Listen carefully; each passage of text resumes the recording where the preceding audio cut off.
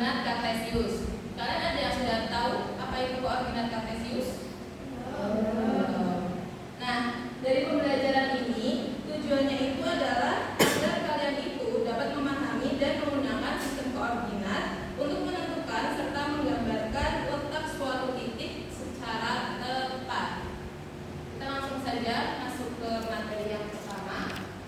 Materinya itu ada yang pertama itu mengenal sistem koordinat kartesius. Yang kedua, posisi titik terhadap sumbu X dan sumbu Y. Terus ketiga, kuadran koordinat kartesius. Dan yang terakhir itu posisi titik terhadap titik asal 0,0 dan titik tertentu A, B. Nah, yang pertama itu mengenal sistem koordinat kartesius. Mbak Pia, tolong dibacakan. Renatus Kartesius atau Descartes adalah filsuf dan matematikawan Prancis yang dikenal sebagai pencipta sistem koordinat kartesius. Karyanya berperan penting dalam perkembangan kalkulus modern dan membantu membuka jalan bagi Newton. Dia dijuluki bapak matematika modern karena kontribusinya yang besar dalam bidang matematika. Jadi penemunya itu adalah Renatus Kartesius atau Descartes, yaitu filsuf dan matematikawan dari Prancis. Terus yang kedua itu ada posisi titik terhadap sumbu X dan sumbu Y. Nah, itu kan ada gambar tentang koordinat ya. Nah, dari gambar itu dapat ditulis posisi-posisi titiknya. Yang pertama itu posisi titik A. Coba posisi titik A itu yang mana? Yang ini ya. Nah, ini kan berjarak 3 satuan dari sumbu Y dan berjarak 6 satuan dari sumbu X. Ini dari sumbu Y atas, sumbu X itu yang mendatar. Yaitu berarti berapa? 6,3. Terus titik B berjarak 4 satuan dari sumbu Y dan 4 satuan dari sumbu X. Yang B 4 sumbu Y dan 4 sumbu X. Berarti titiknya berapa? 4,4. Terus yang C berjarak 4 satuan dari sumbu Y dan 3 satuan dari sumbu X.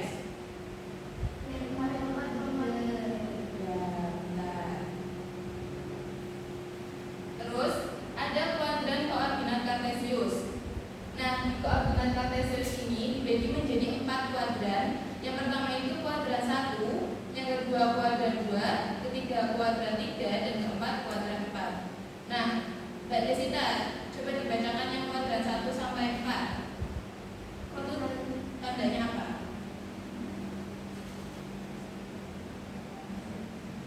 Kalau kuadran 1 itu bertanda positif, terus kalau kuadran 2 itu bertanda negatif. Untuk X-nya dari nilai bertanda positif.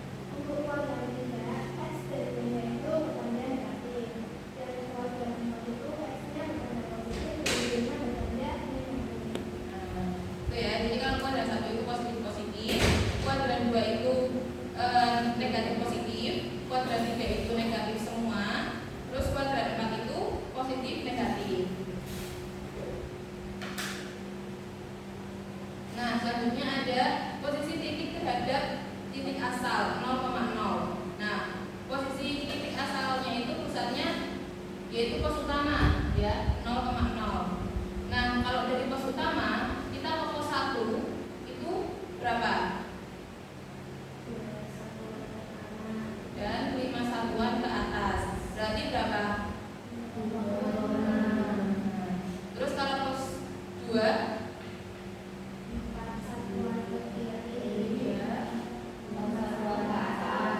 berarti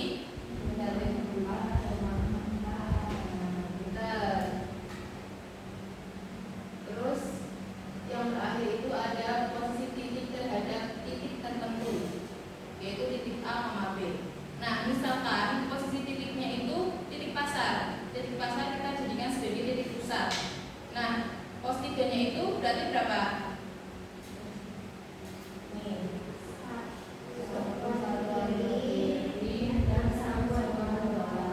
Yaitu -1, terus yang perumahan 2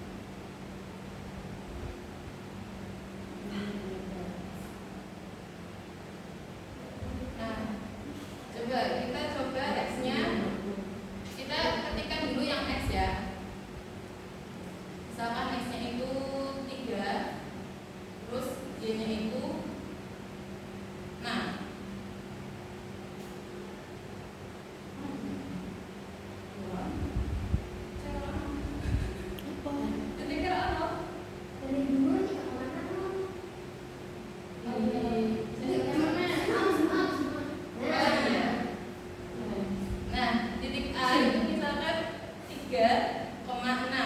Nah, 3-nya itu sebagai X dan 6-nya itu sebagai Y. Ya, titiknya di sini. Terus kita misalkan lagi titik B itu 2,3. Nah, munculnya di sini. Ya. Paham? Oke. Sekarang Ibu punya soal latihan yang akan kalian kerjakan secara berkelompok ya. Kita bagi menjadi 2 kelompok. Yang kelompok pertama itu yang depan, terus kelompok kedua itu yang belakang.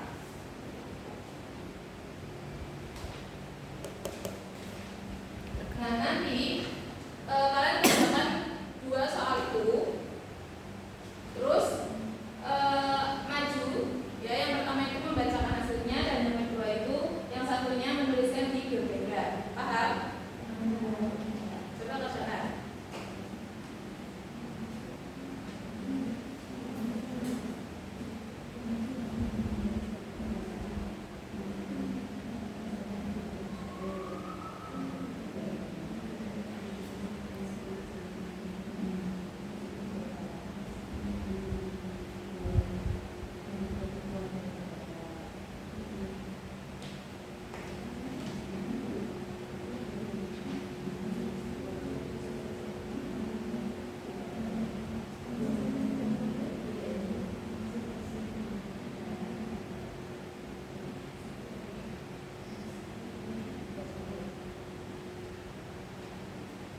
Gimana, sudah? Sudah ya. Oke, siapa yang mau jawab nomor 1? Oke, Mbak Dita sama Mbak Mona ya. Aduh, bentar.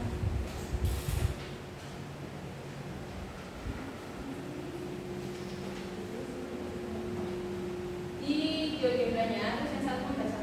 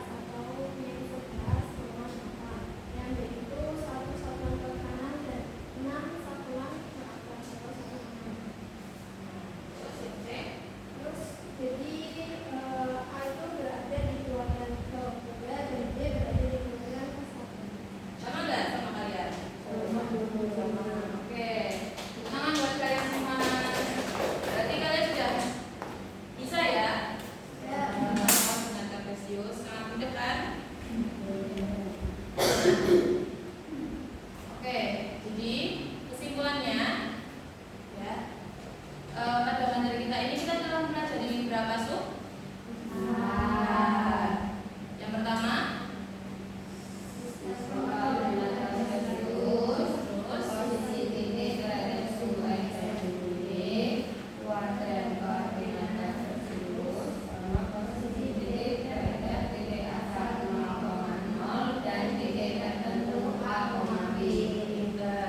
nah kalian tahu nggak manfaat kita mempelajari ini itu apa di kehidupan sehari-hari? Nah, manfaatnya itu kita bisa membaca pena, terus kita juga bisa menggunakannya di GPS, tahu kan? Google Maps. Nah, itu berguna dengan sistem koordinat kartesius.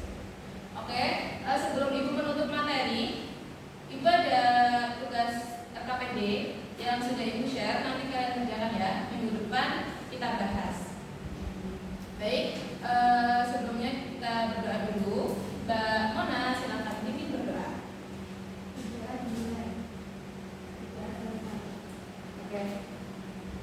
Oke, hati-hati di jalan.